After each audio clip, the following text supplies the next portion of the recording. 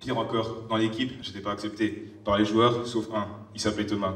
J'étais naïf, je ne comprenais pas ce qui se passait, mais j'étais bien content que les exercices se pratiquaient par paire, sinon j'avais plus que la banquette, la seule qui acceptait mon contact.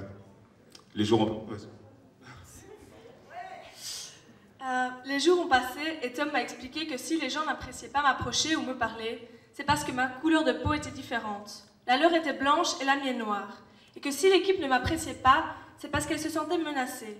Ils ont peur que le coach se débarrasse de l'un d'eux au profit de moi. J'étais frustrée, énervée et déçue en même temps. Jamais personne n'avait agi de cette façon avec moi. Pourquoi devrais-je me sentir étranger dans ce pays dans lequel j'ai grandi? Mais une chose est sûre, mes bras resteront fixés vers le plafond. Je n'avais aucune envie de les baisser. Mon premier match approcherait à grands pas. Étant donné que j'ai été transférée en fin de saison, c'était donc le dernier match du championnat.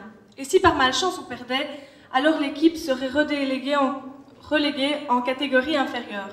Les joueurs ont tout fait pour me mettre hors concours, mais rien n'a fait et le jour du match tant attendu est arrivé. Nous étions dans les vestiaires, on s'apprêtait à recevoir nos différents postes et j'ai été sélectionnée dans le 5 de base. Je me suis sentie comme dans la peau d'un ange. Une fois sur le terrain, les gens étaient étonnés de me voir commencer et les parents du joueur que j'ai remplacé ont dû sortir de la salle tellement leur jalousie et leur colère leur ont fait faire n'importe quoi. Le match a commencé, j'étais plus jeune. Du coup, je me retrouvais face à des garçons aux cuisses de tronc d'arbre avec la taille d'un gigantesque building. J'avais peur, c'est vrai. Mais je n'aurais échangé cette peur contre rien au monde. J'étais tellement loin sur mon nuage que j'ai donné beaucoup de mal à cette équipe. À la mi-temps, on perdait, mais ce n'était pas de ma faute. Les gens ne m'acceptaient toujours pas, je devais jouer seule. Ensemble, on aurait pu être 10 fois plus efficace.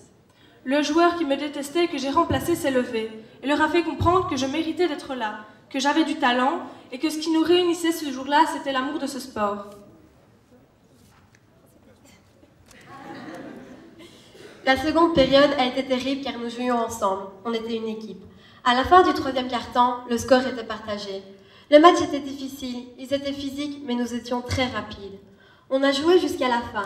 On menait de 2 points quand l'un de leurs ailiers a marqué un 3 points. Nous étions alors menés d'1 point à 13 secondes de la fin.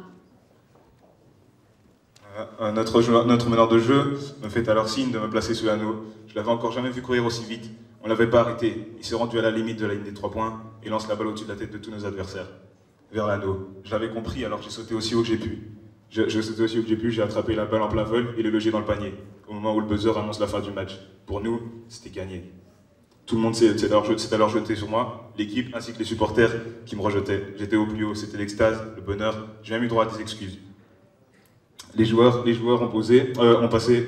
ont passé et tout était différent. Les gens me saluaient, j'avais même accès à leur sourire. Je m'étais fait accepter. Tout ça pour vous dire que vous n'avez pas à vous sentir étranger dans un pays dans lequel vous avez grandi.